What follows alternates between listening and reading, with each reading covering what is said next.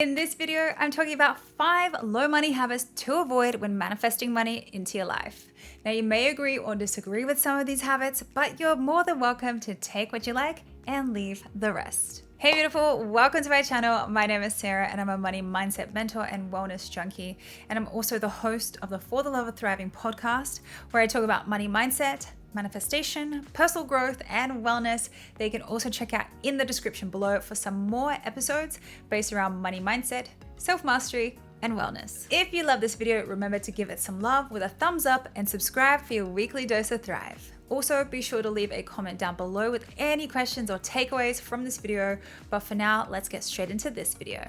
We are super programmable machines, in case you haven't realized that yet. Now, we are constantly being influenced by external programmings and even influenced by the people that we follow on social media and our friendship groups and our family groups. And since so many of these habits are just on autopilot, just like driving a car, we don't really think about them in this specific way that I'm covering today. But have you ever noticed that some days you may be more low energy than others? And of course, this could be from like a poor lifestyle, like lack of sleep or exercise.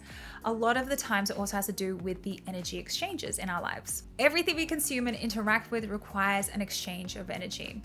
For example, me sharing this video and insights with you, it took me energy to create it, and my hope is for the energy to go through the screen to give you energy after watching it, or when you are buying goods or services, it's the same kind of energy exchange. And as the money changes hands, you are unknowingly or knowingly exchanging energy in those kinds of situations.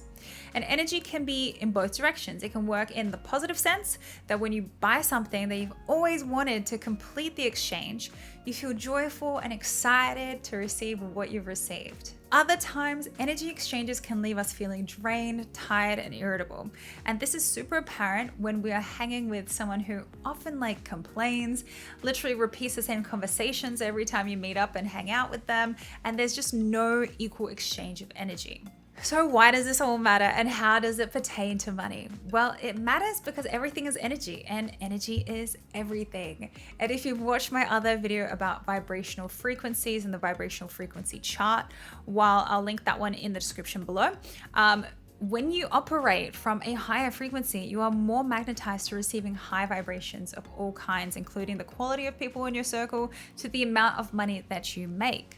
Now, I'm not saying that you need to be high vibe all the time, because that is just not humanly possible, and it really goes against the law of rhythm. But the more often that you can tap into higher vibrations, you'll see and feel just how abundant life can really be. So like a leaky bucket with holes, you can't keep filling up the bucket with new positive situations and experiences if you don't address the habits that consciously or subconsciously keep you in a lower vibration, hence the reason for this video. So let's go over the 5 low vibe money habits to avoid. Habit number 1 is watching the news. Ask yourself, how much of the news is actually good news? Now, out of an hour of programming, they may allocate the last 3 minutes to a cute positive story, while the remaining 57 minutes is just nothing but crimes, attacks, holdups, high-speed chases, unrest, division, you literally name it. So how on earth is news like that going to help you shift into higher vibrations? And I'm not saying to be oblivious and uninformed to the world and block yourself from these world issues, but imagine how much time you are spending subconsciously programming your mind for low vibrations if you listen to this for, say, 60 minutes a day, 7 days a week.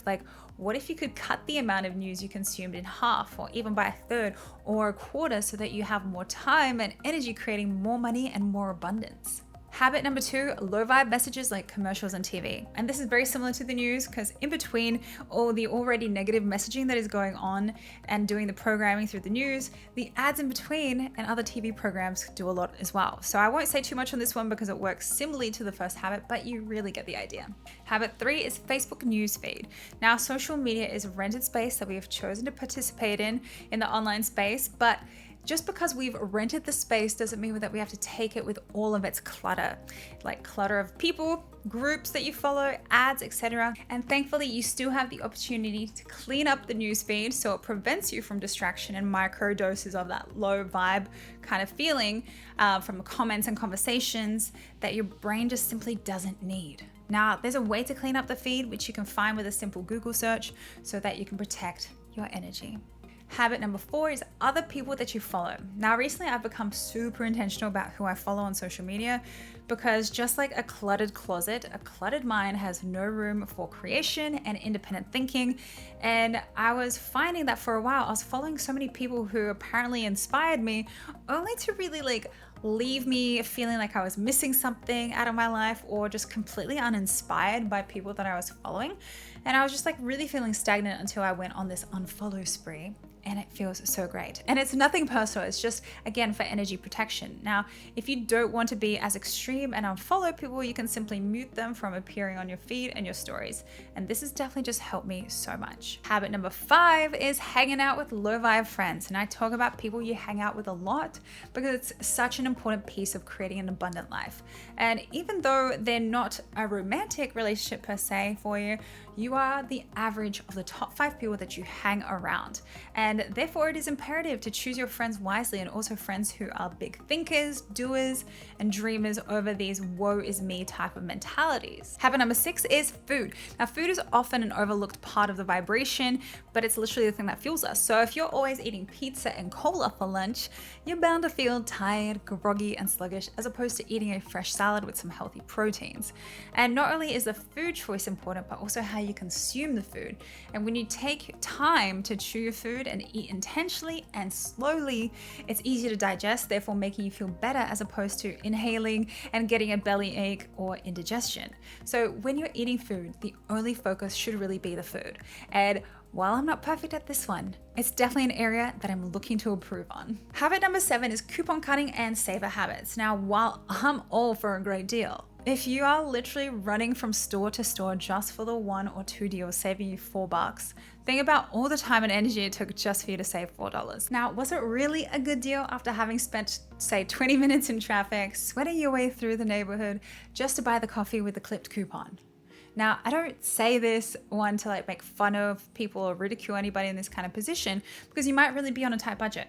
But I do want to invite you to look at this scenario a little bit differently and try this on for size. So while cutting coupons may be exciting and make you feel like you're getting a great deal, or you might cut the ends of the toothpaste just to squeeze the last little bit that you can, or stocking up the cupboard with full of paper towels that you really just don't need, these actions all actually send a signal to the universe that you are coming from a place of lack.